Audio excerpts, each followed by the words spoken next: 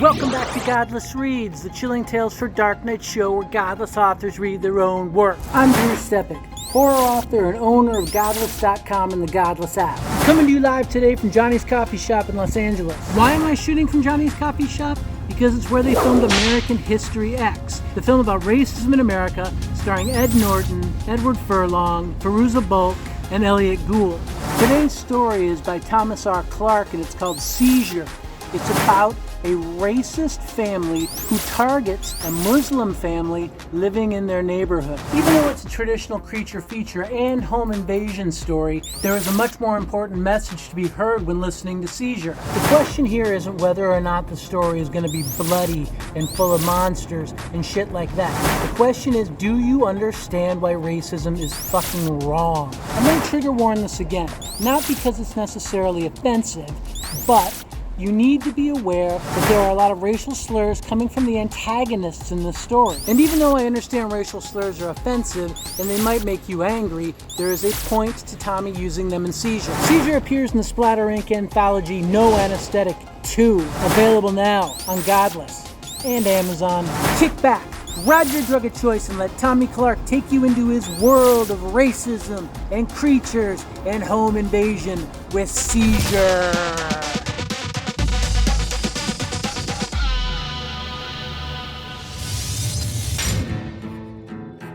Seizure from No Anesthetic 2. Written by Thomas R. Clarke. Guitars by Thomas R. Clarke. Narrated by Thomas R. Clarke for Godless Reads.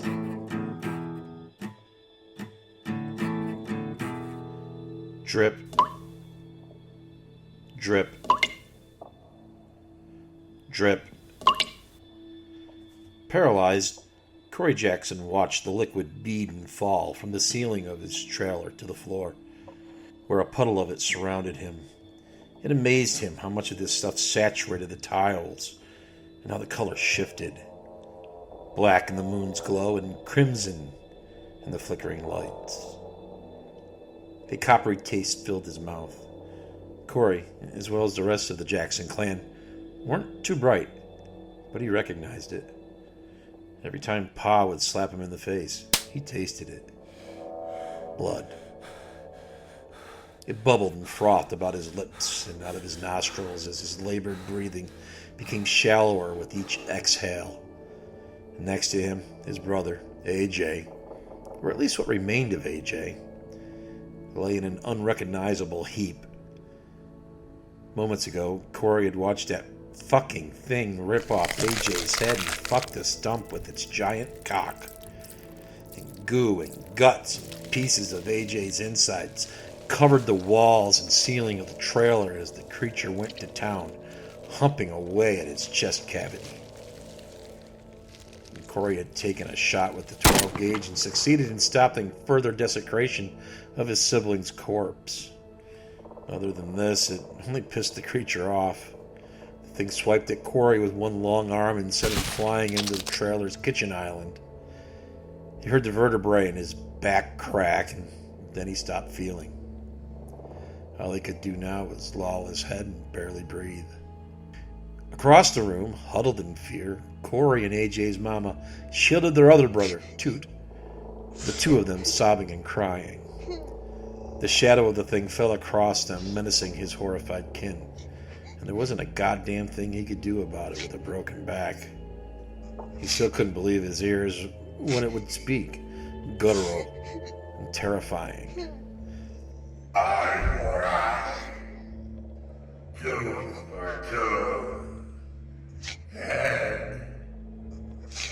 The thing paused, obviously relishing the moment with some dramatic flair. Then it picked up AJ's head with one of its long, sinewy arms and bit into it like a piece of fruit. Instead of juice, cranial fluid squirted out and covered Mama and Jackson's face. She squealed in shock, flailing her arms as she attempted to wipe the insides of her son's brain off. It finished, crunching down on gray matter and bone with its long, wicked teeth in the process. "No! Please, no! We don't deserve this! We didn't do anything wrong!" Mama Jackson said, pleading for their lives. But Corey, his mama's baby boy, knew the truth. So did big brother AJ before he got roto-rooted. And so did little brother Toot, shitting himself behind his mama. Corey may not have had the brains to pass 5th grade, but he understood cause and effect. Piss on the electric fence, you're going to get a shock up your pecker and your balls will tingle. And Corey Jackson knew the Jacksons bought and paid for every ounce of flesh and blood strewn about their trailer on this night. Drip. Earlier. In the empty parking lot of a long-closed Big M grocery store, the Suburban sat under a blown street lamp.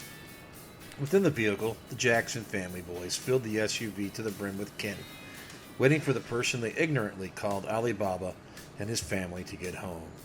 They had some business to attend to with the Arabs, as the senior Jackson, Andy Jr., would pronounce the word. Andrew Jackson Jr. loved his name so much he wore the motherfucker out. His pappy did too, which is why he gave it to Andy Jr. in the first place. Jr. in turn passed this name on to not one but 2 of his own children, Andrew Jackson III, otherwise known as AJ, and Andrew Jackson IV, aka Toot. The 3 of them, along with their older brother, named after their mama's pappy Corey, didn't give a rat's ass fuck about social distancing, nor did they care about any lives, let alone the lives of anyone of color. All they cared about was themselves. "Listen up here, boys," the senior Andy Jr. said to his sons. "For 2 fucking months, the goddamn governor and thief's telling us we can't go outside because of that fake-ass pandemic shutting down the titty bar we worked at and all your side gigs that put food on this here table." The sons mumbled in concurrence. Doing odd jobs meant they didn't file taxes to the fucking IRS. This also meant they were fucked out of any pandemic aid, at least in their eyes. With no money coming in, the Jacksons found themselves destitute and desperate. "We ain't got none of that welfare stimulus money or unemployment promised by the filthy Democrats. Now that crook in Albany wants us to shave our beards and wear masks in public like we're the Chinese or the Antifa commies." His sons cheered him on. Andrew Jackson Jr. smiled and said, "Fuck all that there shit." Another cheer followed. "The fucking Arab Martin town can sure as hell stay open and price gouge the fuck out of us. Fuck them. Fuck all of them." The senior Andrew believed his words. Today his sons were going to fix the problem and exercise their right as Americans. They followed the family from their convenience store to their home in the suburbs. A 2-story colonial with a big backyard and a wooded lot as their neighbors.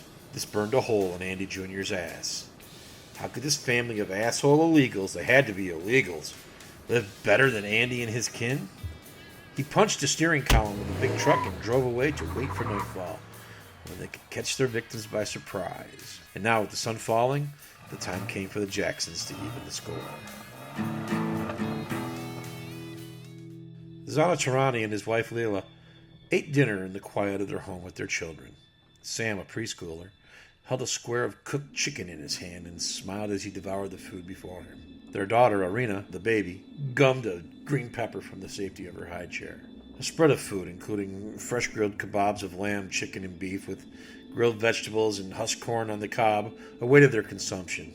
And when in America, eat like an American, Zana believed, and so his family did. We're second-generation Americans, both Zana and Layla's parents having immigrated to the United States from Iran before they entered grade school. Feeling the tyranny of the Ayatollah's religious state in the early 80s, the family now had established roots in the greatest country in the world.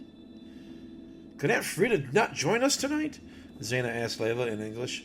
Though they kept their Farsi, the family generally spoke in English. They reserved the ancient Persian language for the readings of the Quran or small talk with Aunt Frida. The matriarch insisted on speaking the language of their homeland. "She's not well today. Earlier she made herself sick. I don't know, husband. Should we call the home?" Layla hated saying the words. She cursed in Farsi. "English, please, Layla. I know." Zaina's empathy for his wife matched his love for her and the family she provided to him. But they were Americans, and English would be spoken at the dinner table. "Son of a bitch," Layla relented. "Is that better?" She punched the table. Little Sam dropped his chicken. "What do we do, Zaina? Tell me. If we put her in the home, she dies. The virus is killing people." "I know. Any place other than our home is out of the question until the pandemic is over. Mama? Papa? Why are you arguing? Sam asked. We're not. We're only concerned about Auntie Frida's health, his father replied. But I saw her up earlier today. She looked okay to me, the boy said with earnest sincerity written on his face. Auntie Frida always puts on a happy face for the young ones. She doesn't want to alarm you, Zana rebutted his son. But she was playing with me in the backyard after school while you were still at work. We played catch, Sam insisted. Sama, why are you making things up? You know she can barely make it out of bed to eat with us, let alone throw a ball around outside for you. Do you want to be punished? A roar of concentrated thunder rippled through the house. The loud clatter interrupted Xana as he admonished his son. Someone or something blew out their front door. The baby screeched on cue, terrified by the sound. Layla grabbed her daughter from their high chair, and Sam flew under the dining table, seeking its relative protection. Shh, shh, it's okay, shh, Layla said to little Arena as she tried to calm the child. Baby screeching pierced their ears. Would somebody shut that dirt-eating baby up before I shut it up for them? Announced a disembodied voice. Xena and Layla looked for the person speaking, and standing in the remains of their foyer, a stranger with a red bandana covering his face raised his shotgun and pointed it at Layla and Arena. The Gula watched the lair of her prey from the wood line. A full and bright moon filled the late autumn night with silver light, heralding the feast to come. Obscured by branches and their relative shadows, she trembled in anticipation. The feast of sacrifice, promised to the Gula by Allah himself so long ago, awaited consumption, and so the Gula waited for the time to come. The flash and bang of an explosion brought the Gula out of her trance. The lights of the sacrifice's home no longer blazed. Instead, darkness surrounded the building, inside and out. The smell of spent gunpowder and burned wood drifted on the wind to her sensitive nostrils. Another predator sought her prey? How could this be? The Gula sprang to action, her powerful hind legs launching her out of the tree line. In leaping bounds, she crossed the lawn, reaching the backyard of the house in moments. She stopped, flared her nostrils, and sniffed the air. Her ears raised to points. They cocked to either side of her head, listening. Sobbing from within the building caught her attention. She did not like what she heard. The crack of a gunshot rang out. The flare of the muzzle lit up the interior for a brief moment, long enough for the Gula to fully understand the gravity of the situation. She saw her sacrifice bound, and men dressed in black carrying weapons surrounding them. For nearly a generation, the Gula had been denied her sacrifice. She would not let these barbarians stifle this opportunity. She jumped and landed on the rooftop. On all fours, she scurried across the tar and paper shingles and across the roof's peak to the front of the building. High above her, the clouds dissipated and the full moon came back to life. It cast its lunar gaze down upon the Gula as she stretched out to complete length and hurtled off the building.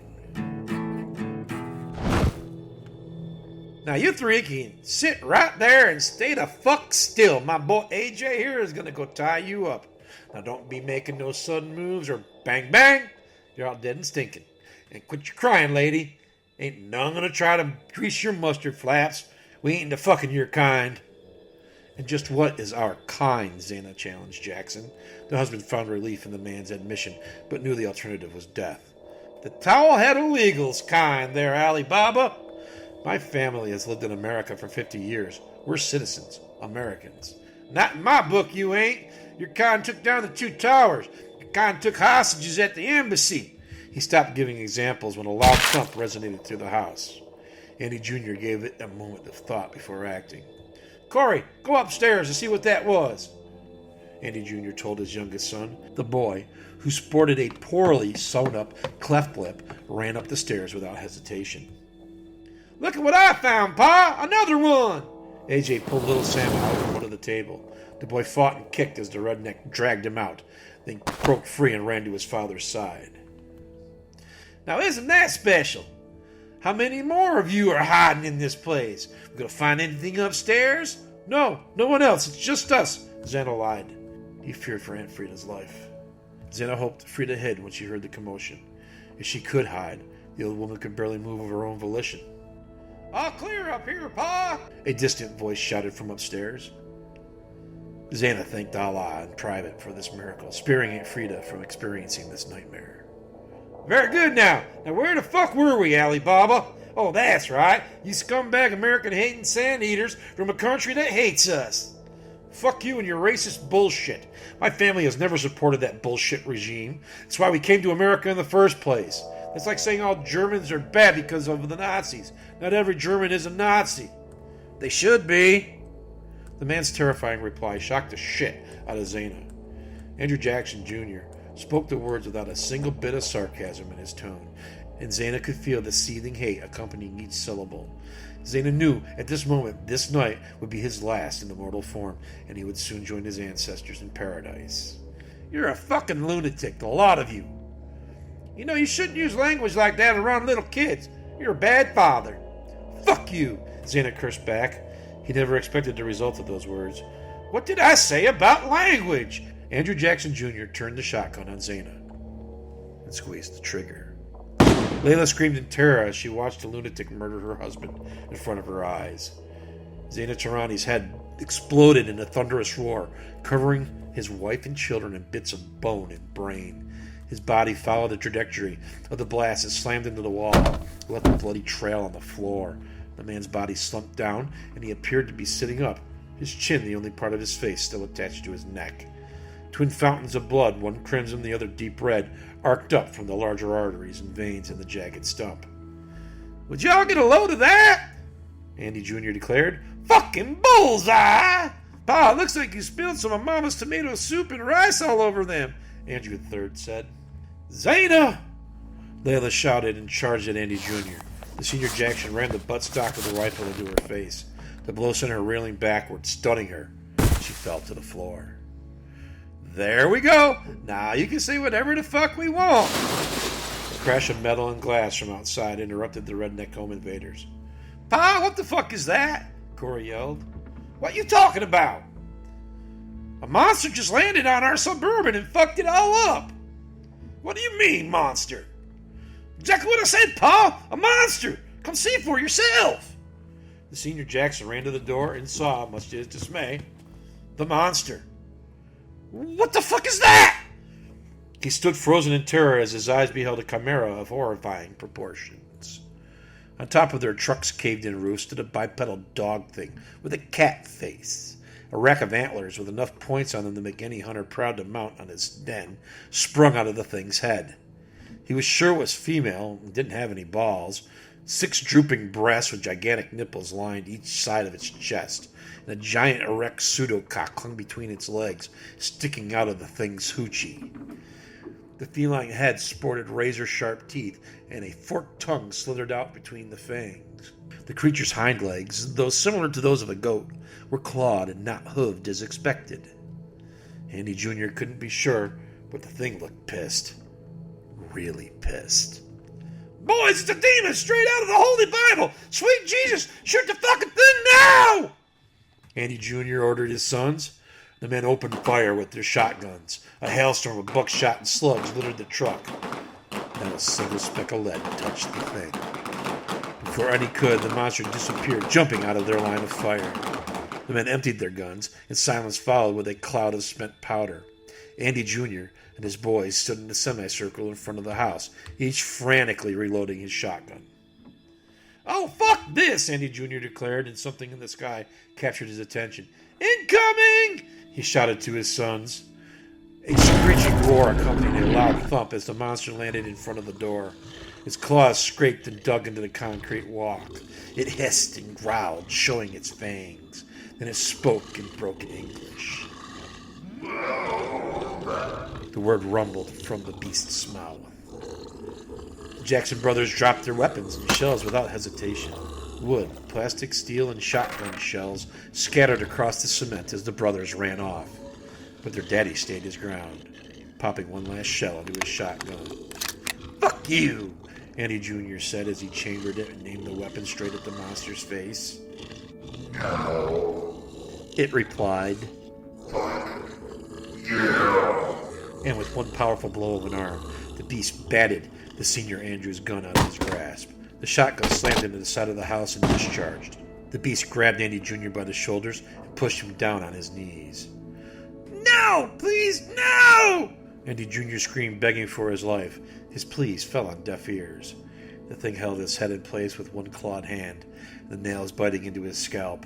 He closed his eyes and pursed his lips sealed. It didn't stop the inevitable. The beast thrust its hips forward and jammed its foot-long pseudo-penis down Andrew Jackson Jr.'s throat. The force of having his face fucked smashed his nose in. The thing pulled back and a gush of blood, snot, and teeth smoothie followed. The gore dripped down Andy Jr.'s dislocated jaw and smeared across his chest. A loud cackling laugh followed. Andy Jr. might have screamed. He wanted to scream. His larynx was destroyed. Instead, a bubbling gasp of air hissed out of the wrecked mouth and throat. The creature held the man's face in place and continued to fuck it, laughing. It humped and bucked, driving its phallus in and out, deeper and deeper, impaling the man on it. The Umgala tossed the dead man's body aside and wept. Tears of blood poured down its cat face, staining her orange hair in crimson and pink. It stepped into the home of the Tirani family. The trio shook in terror until the beast addressed them in Farsi. I have come to take that will sustain me, but I cannot. I will not take the living. These heathens have already stolen my sacrifice from you. The creature picked up Zaina's corpse, tears dripping into puddles on the floor as it walked away with it. Papa! Sama screamed and struggled to escape his mother's clutches, but Layla wouldn't let him go. My poor sweet boy. My poor sweet boy. The Umgala said, folding back the remaining portions of his skull, making his head as complete again as possible. I was to take you to sustain me, but now you have passed, and what remains of your life still warms this shell. Is it enough? Only Allah knows. Layla covered Sama's eyes. Today I played ball with your son. He laughed and filled my ancient bones with mirth. Now tonight you honor me, the firstborn of my firstborn. The beast opened its mouth wider than nature dictated and lifted Zaina's corpse up high above its head. Then it dropped the man's body into the gaping maw. Zaina's body disappeared into a void that could not exist, but did within the Umgala. What do you want with us? Layla cried out in English. Please, we will not speak in the tongue of the barbarians. The thing corrected her in Farsi, the same manner as Aunt Frida would if you dared speak English in her presence. I cannot bring myself to put this generation of my kid through any more pain and loss for my satisfaction. Because of this, I will allow time to pass before I call again. I have much more impressive matters at hand. Before Layla and the children's eyes, the creature's features morphed from a monstrous chimera to the form of an elderly woman. Aunt Frida.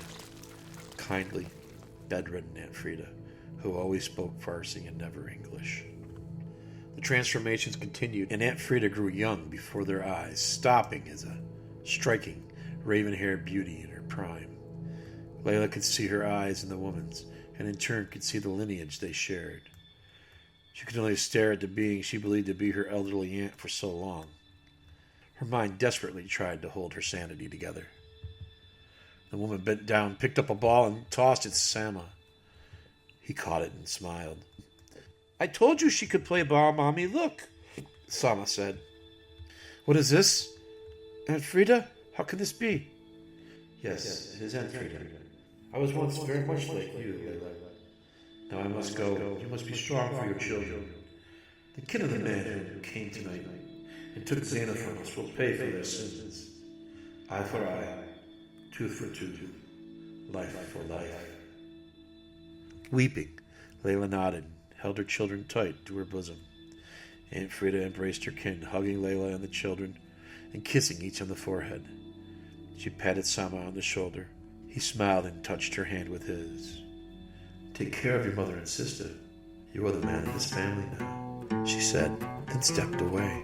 Outside, the distant sound of sirens resonated, while red and blue lights lit the horizon, and the Umgala stepped out of the house through the shadows and disappeared into the night.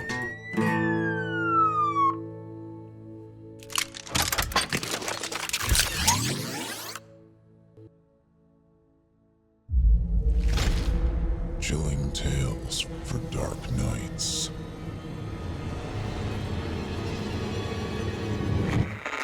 Want to make sure you never miss a Chilling Tales for Dark Nights video again? Be sure to subscribe and hit that bell to turn on notifications.